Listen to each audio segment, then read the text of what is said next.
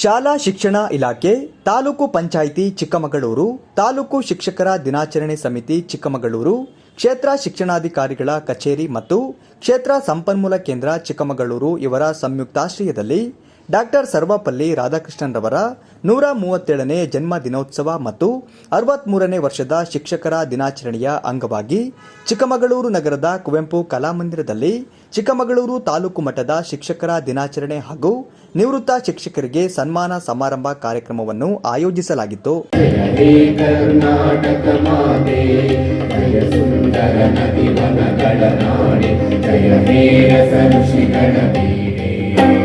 ಭೂದೇವಿಯ ಮಕುಟದ ನವಮಣಿಯ ಗಂಧದ ಚಂದದ ವಂದಿನ ಜನನಿಯ ತನುಜಾನೆ ಜನನಿಯ ಜೋಗುಳ ವೇದದ ದೋಷ ಜನನಿಗೆ ಜೀವವು ನಿನ್ನಾವೇಶ ಹಸುರಿನ ಗಿರಿಗಳ ಸಾಲೆ ನಿನ್ನಯ ಕೊರಳಿನ ಮಾಲೆ.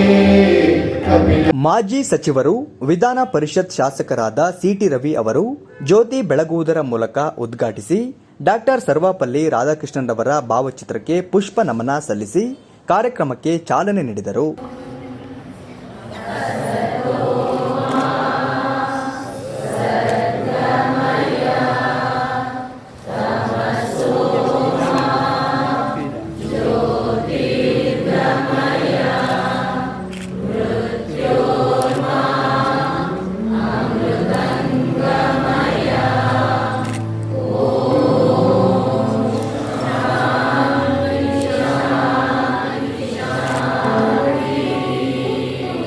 ಗುರು ಪರಂಪರೆಯ ಮೇಲ್ಪಂಕ್ತಿಯಲ್ಲಿ ಅಗ್ರಸ್ಥಾನದಲ್ಲಿ ಸದಾ ರಾರಾಜಿಸುತ್ತಿರುವ ಮಹಾಗುರು ಡಾಕ್ಟರ್ ಸರ್ವಪಲ್ಲಿ ರಾಧಾಕೃಷ್ಣನ್ರವರ ಭಾವಚಿತ್ರಕ್ಕೆ ಪುಷ್ಪಾರ್ಚನೆ ಮಾಡುವುದರ ಮೂಲಕ ಗೌರವ ನಮನ. ಬಳಿಕ ಮಾತನಾಡಿದ ಅವರು, ನಮ್ಮ ದೇಶದಲ್ಲಿ ತಂದೆ ತಾಯಿಯನ್ನು ಬಿಟ್ಟರೆ ಗುರುವಿಗೆ ದೈವತ್ವದ ಸ್ಥಾನವನ್ನು ನೀಡಲಾಗಿದೆ.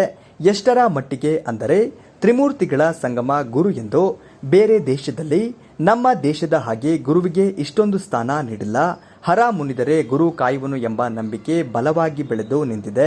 ಒಂದು ವೇಳೆ ದೇವರು ಕೈಬಿಟ್ಟರೂ ಗುರು ಕೈಬಿಡುವುದಿಲ್ಲ ಎಂಬ ನಂಬಿಕೆ ನಮ್ಮ ಭಾರತ ದೇಶದ ಜನರದ್ದು ಎಂದು ತಮ್ಮ ಅಭಿಪ್ರಾಯ ವ್ಯಕ್ತಪಡಿಸಿದರು.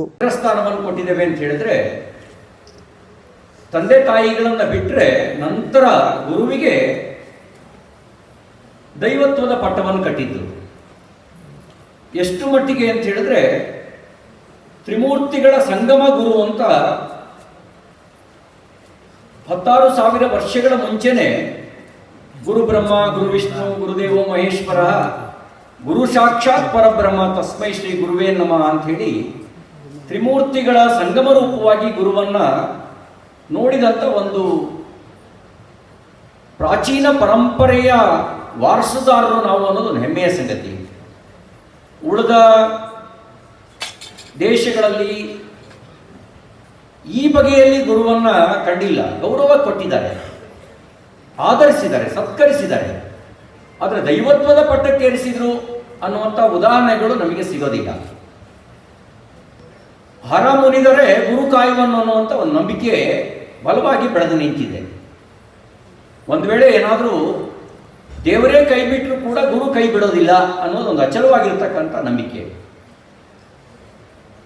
ಅದನ್ನು ವರ್ತಮಾನಕ್ಕೆ ತಾಳೆ ಹಾಕಿ ನೋಡಿದ್ರೆ ಏನಿದೆ ಇವತ್ತು ಪರಿಸ್ಥಿತಿ, ಒಮ್ಮೆ ಅವಲೋಕಿಸಬೇಕಾದಂಥ ಅವಶ್ಯಕತೆ ಇದೆ.